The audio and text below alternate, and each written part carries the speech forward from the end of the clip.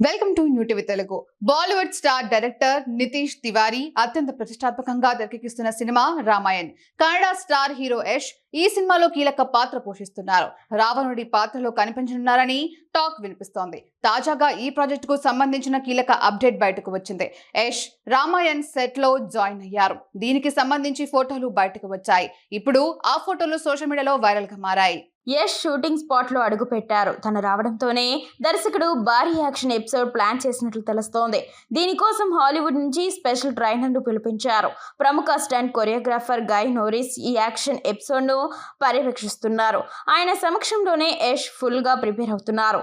దీనికి సంబంధించి షూటింగ్ స్పాట్లోని ఫోటోలు సోషల్ మీడియాలో వైరల్గా మారాయి.